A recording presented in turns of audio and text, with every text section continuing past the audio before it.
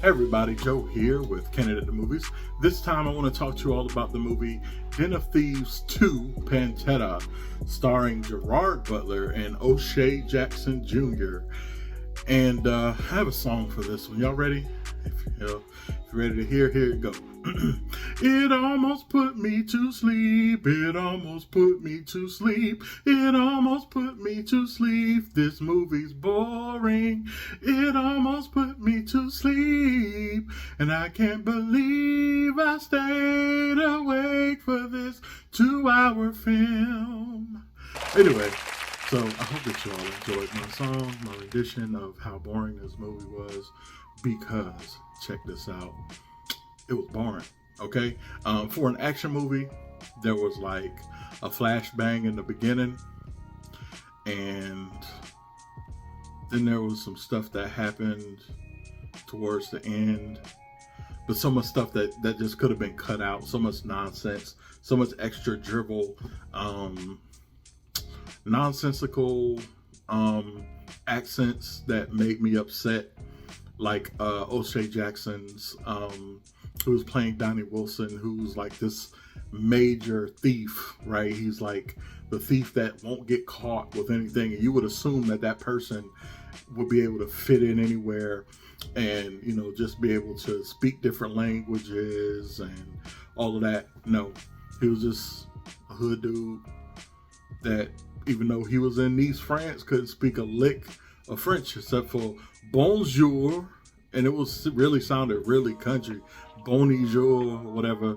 And then he was supposed to, like, he pretended like he was from West Africa, but his accent was just trash. It was like, who are you type, and I just couldn't deal with it. And then, you know, Big Nick Gerard, he comes in with the same type of mess, just coming in talking about some croissant instead of croissant. It's just, he made my ears bleed. He said Salmon with the hard L.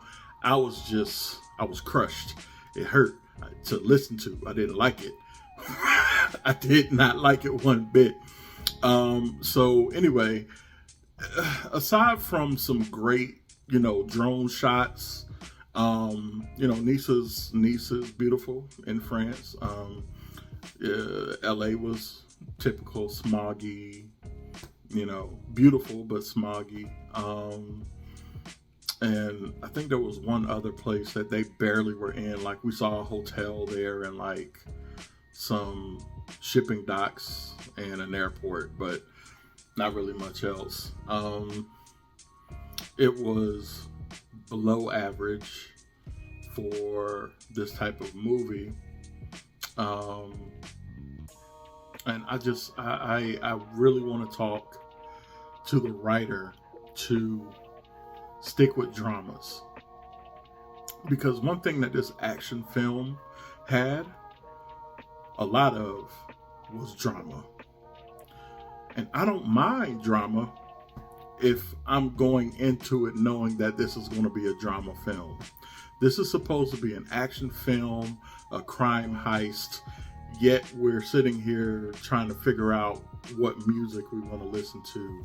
And I mean, sure, there was, at the end, there was some climax moments, but I really feel like the writing also made me feel kind of like stupid. Like, why are you hand feeding me all of these things? I don't need to know all of this. And here's another thing. We ended up almost exactly where we began. So what was the point of this movie? If we're going to start off with a certain set of events, and then why would we want to end with basically everything being reset, setting up for a third film? I'm gonna tell you, I don't want it. I don't want it. I'll go see it, but I'm not really interested.